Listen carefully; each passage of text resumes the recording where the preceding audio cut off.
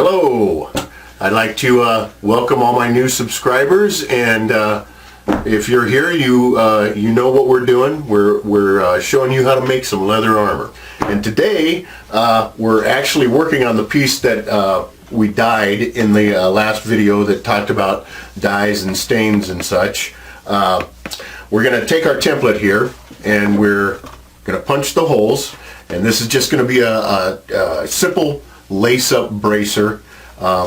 This leather is thick enough that you don't even need hardware. You could just punch these holes and leave them like they are and lace up your bracer like that. It's no hardware necessary. However, I do like to put eyelets through the holes just to strengthen them up a little bit, make them look a little nicer. Not necessary, but I'll show you how we do that. Okay, first off, I'm going to go ahead and mark my holes. And as I showed you before, we just mark them with a pencil. Line it up. Hold your template in place firmly so it doesn't move while you're marking. And I like to, sometimes the template's not exactly, so we can just line it up with the edge and that'll be fine. Just like it is. Just mark our holes. Get our template out of the way, don't need the pencil. Get our regular kitchen cutting board is all I have here. That's my hole punch board. Yeah.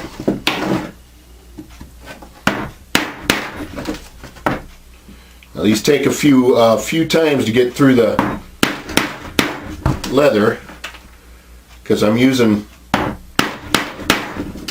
about a 1/4 inch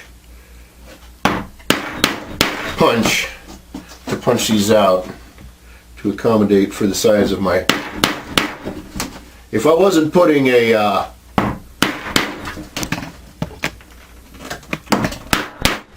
eyelet in,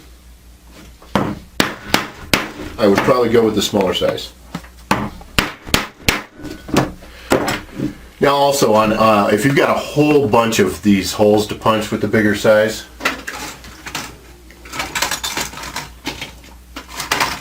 I like to have a piece of beeswax handy to just wax it up, and that'll help it go through the leather a little easier. And again, that's why I don't actually advocate hardening your leather with wax, because wax is actually a lubricant, and if you have wax hardened leather and someone's trying to punch a blade through your leather, it's going to just grease it right through. Same with a nice sharp blade, it'll help it cut right through. That's what I use to lube up my my punch so it punches the holes easier. So another reason why I don't advocate wax hardening. Water hardening, in my opinion, actually does the job just fine. Alright, so now we're ready to soak our piece of leather in some hot water.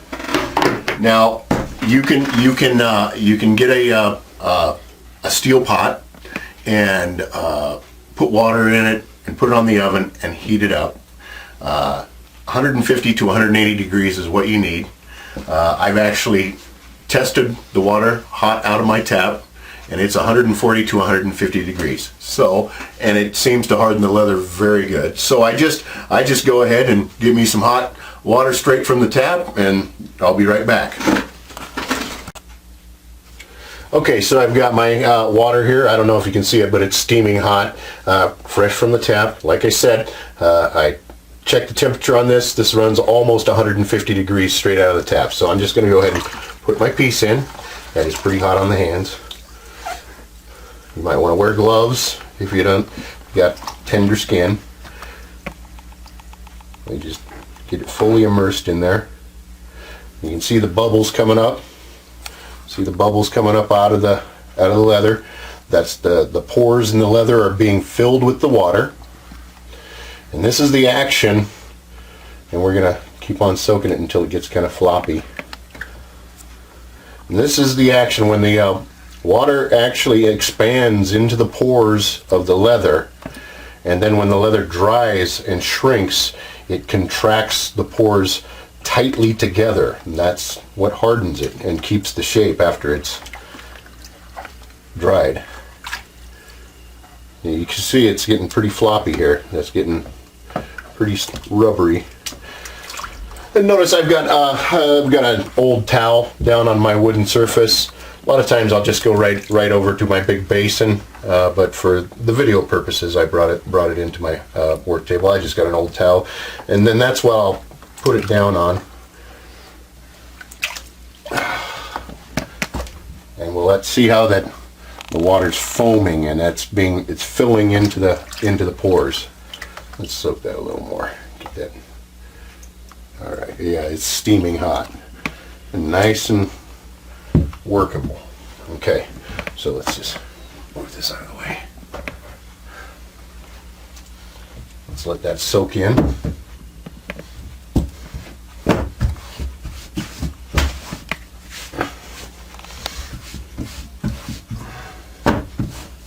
Okay. Now I've got most of the excess water off. We're going to go ahead and we're going to take our wooden edge tool, and we're going to buff the edge. This is our buffing tool. We're going to buff the edge while it's wet like this, and just buff it down. Steam coming off of my piece here. Still nice and hot. As you can see, this is thick leather. We really don't have to even put the eyelets in. I am going to do it for demonstration purposes though.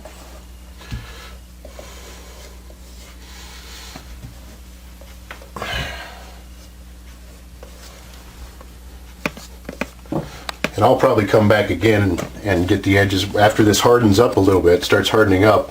I'll come back in and I'll buff those edges again to get them nice and smooth down so there's no sharp edge there. Okay, so now before we form it, we're going to go ahead and we're going to put our eyelets in. So I'm going to show you how that's done.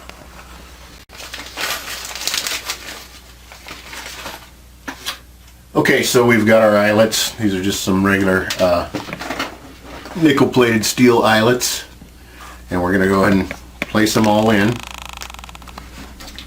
to the leather.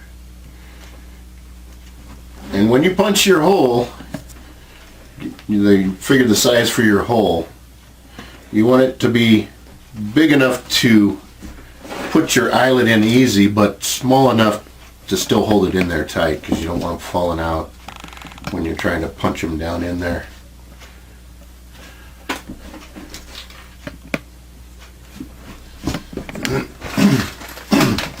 Now, I pulled out one of my cheap little wooden hammers.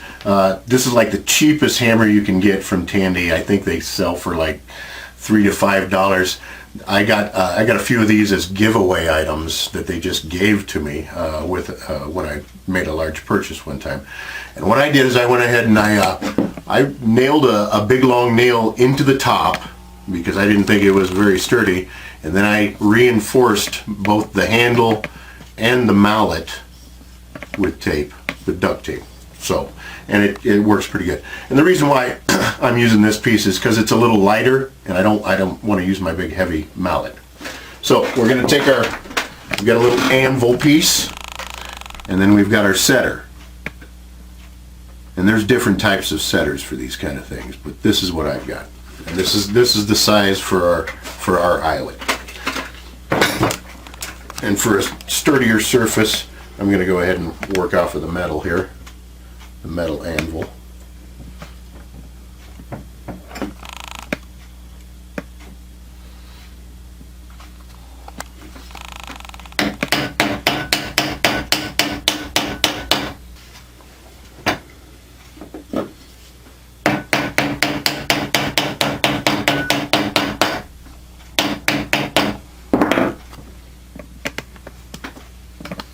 Okay, so now they're down in there.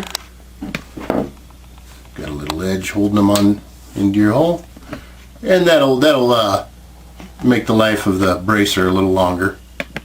Okay, and it'll let your lace move through there a little smoother.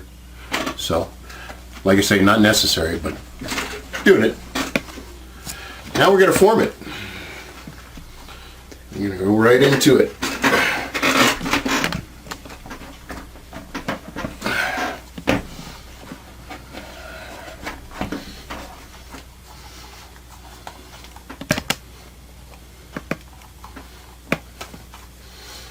You can go ahead and put that on your arm. Form it to the arm that you're going to be using it on.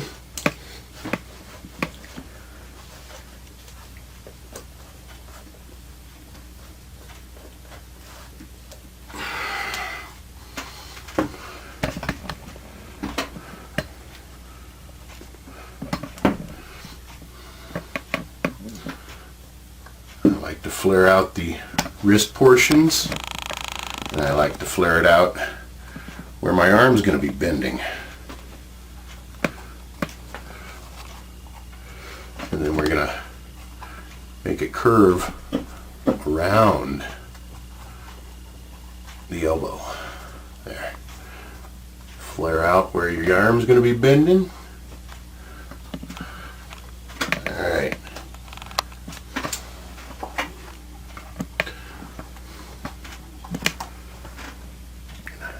Gotta make it wrap around the elbow a little bit.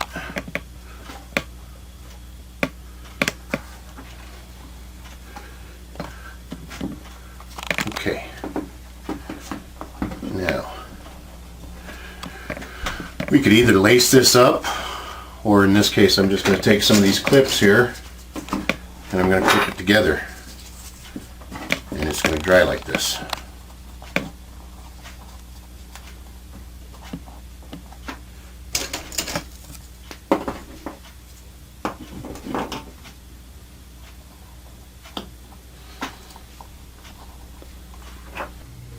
Okay, so I decided to go ahead and lace this guy up because the clips weren't holding it nicely. But yeah, that's going to be work just fine there. And I'm going to come in. This is already stiffening up on me, so I'm going to buff down the edge a little more, get it nice and smoothed.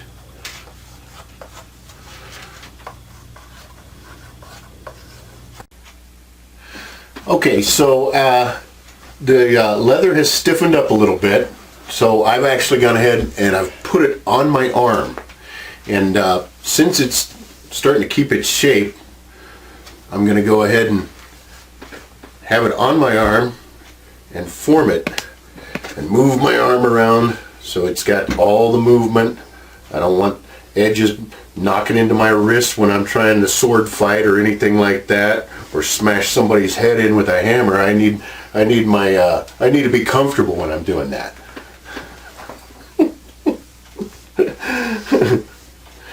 So we're just going to form it around our arm a little more. Make sure that we've got the full range of motion with it. Make sure that it covers the parts that we want it to cover, protects the wrist. Now what we're going to do is we're going to take that back off.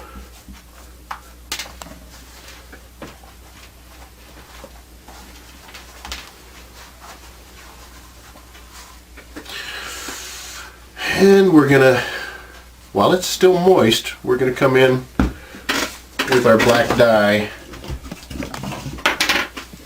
and clean up, come in the inside here with some black dye.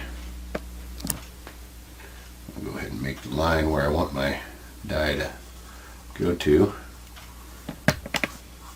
and just fill it in.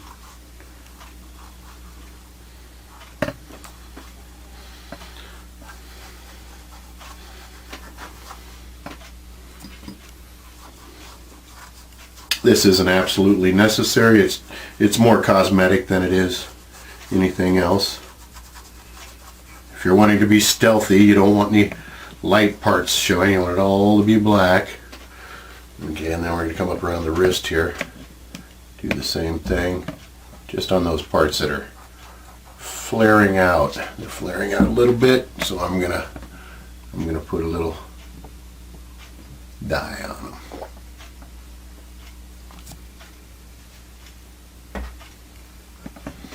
All right.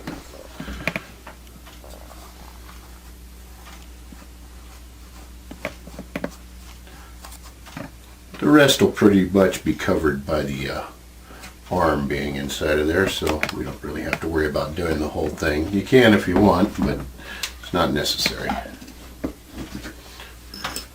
Okay, and we're just going to go ahead and tighten these strings back up and leave her to dry. Okay, so this is dried overnight. It's pretty stiff, as you can see. Pretty hard. This is well hardened leather. We're going to go ahead and take the string out.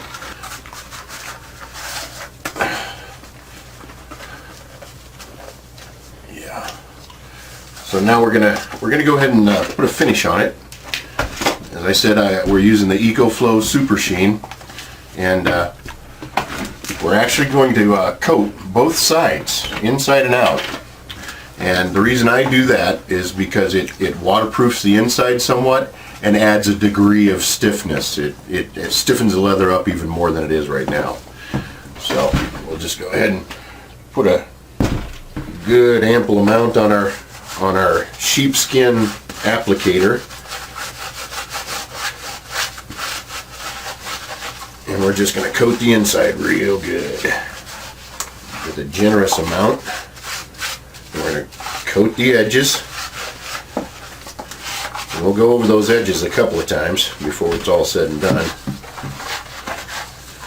Now, coat the outside real good. And you don't try not to go too fast with this, otherwise it'll kind of froth up on you and make bubbles. So we just kind of spread it out smoothly. And you'll want to put on a couple of layers before because it dries right up as it soaks into the leather. And you get a couple coats on there and it puts a nice finish on. Now, if you're not wanting a real shiny, glossy finish like this is going to leave, you can actually put shoe polish on these for a finish. That's the way we used to do it in the Army. When we put a new coat on our boots, we'd put black dye on and then put shoe polish on and spit shine them if you wanted them shiny. Otherwise it leaves a kind of a dull finish, which was preferred in the field. If you're going to be camouflage, you don't want everything shiny. As you can see, I'm putting on a couple coats, just layering it up. Yeah, I'm getting a little frothy there, moving too fast maybe. But if you just go back over them and smooth them out, it'll be fine.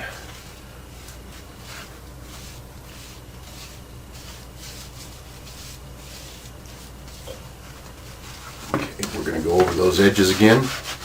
Make sure we get them waterproofed and soaked in real good with the Supershene.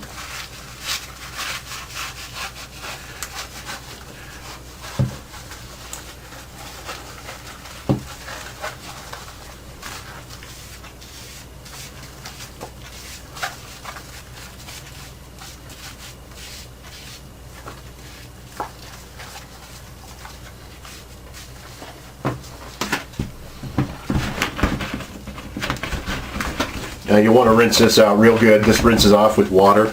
Just clean it out. You can use it again and again and again. Okay, so we've got it pretty well sealed up. It's got a nice finish on it. I don't like my armor too shiny, but this is somewhat shiny, and that'll be a nice piece of armor. Okay, now we're going to come in and all this rough stuff on the inside, once this dries up, it's going to be really rough. So we're going to come in with a piece of sandpaper and we're going to sand that down. And I go ahead and I give it a sand while it's still a little bit wet, if I have the time. Otherwise, I'll wait until it's completely dry and then sand it down. And we especially want to get these inside edges. That's where your arm's going to be rubbing across. And this will just smooth it out some so you don't have really rough inside there. Because the underside of the leather a lot of times is rough like this. So we'll sand it down until it's nice and smooth. And there you have it. That's a finished bracer. Probably took me about an hour to do the whole thing. Had to let it dry overnight. Maybe not even an hour. If I was doing a pair of them, it'd take me an hour. This probably took me about a half an hour. So you can make yourself a good pair of bracers in a very short period of time, as long as you have all the materials and right tools to do it. Okay, so if you have any suggestions or questions about this piece of armor or any of the other videos, feel free to put a comment down below, and I'll respond either with text or a video if I like the question enough. Please do subscribe if you want to see more, and like this video. Thanks.